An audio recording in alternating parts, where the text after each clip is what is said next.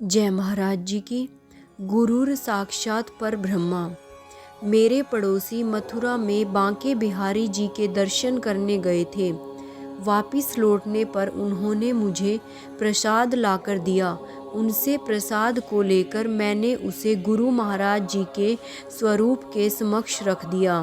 फिर एक बच्चे की तरह शिकायत करते हुए कहा, महाराज जी, सभी लोग मथुरा जाते हैं, आप मुझे भी घुमाने के लिए ले चलिए ना। दिन में 4 बजे जब मैं साधना कर रही थी तो मुझे गुरु महाराज जी के दर्शन हुए। महाराज जी ने मुझसे कहा, तुम्हारा मन बहुत करता है ना मथुरा घूमने का। मैंने तुरंत कहा, जी महाराज जी। महाराज जी, चलो आज हम तुम्हें मथुरा लेकर चलते हैं।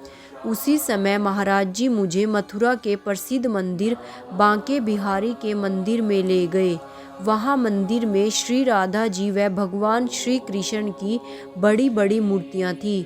उनके समक्ष ले जाकर महाराज जी ने मुझसे कहा, लो मिल लो इनसे, तुम्हें इनसे ही मिलना था न, अब कर लो दर्शन।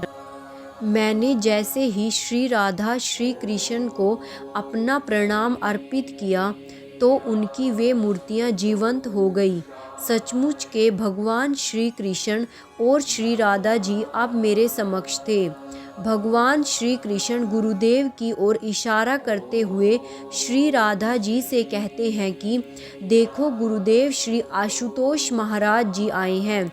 इसके बाद भगवान श्री कृष्ण ने मुझसे कहा, आप हमारे दर्शन करने के लिए आए हो ना।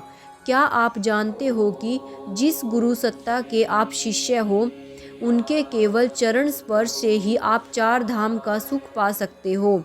अपने गुरुदेव के श्री चरणों का मन में स्मरण कर लेने मात्र से ही आप सारे तीर्थ स्थानों का पुण्य प्राप्त कर लोगे।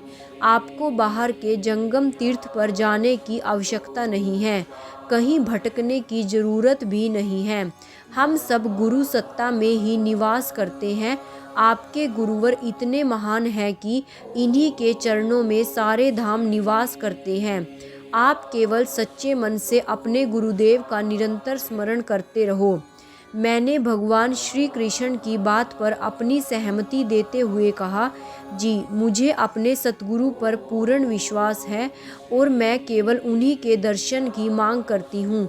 मुझे मेरे सतगुरु के अलावा और कुछ नहीं चाहिए। भगवान श्री कृष्ण के दर्शन की अभिलाषा को पूर्ण कर महाराज जी मुझे वहाँ से वापस ले आए। हेमलता, मेरठ, उत्तर प्रदेश। जय महाराज जी की। गुरु महिमा गावत सदा, मन राखो अतिमोद, सो भव फिर आवे नहीं, बैठे प्रभु की गोद। जो प्राणी गुरु की महिमा का सदैव बखान करता है और उनके आदर्शों का प्रसन्नता पूर्वक पालन भी करता है, उस प्राणी का पुनः इस भव बंधन रूपी संसार में आगमन नहीं होता। वह शिष्य संसार के भव चक्र से मुक्त होकर बैकुंठ लोक को प्राप्त होता है। कबीर वाणी। जय महाराज जी की। भाइयों और बहनों, ऐसे ही दिव्य अति दिव्य अनुभवों का रोज आनंद लेने के लिए मेरे चैनल DJJS परिवार को सब्सक्राइब और वीडियो को लाइक और शेयर करना मत भूलिएगा और कमेंट में ओम श्री आशुतोषाय नमः जरूर लिखिएगा। जय महाराज जी की। जय आशुपिता की।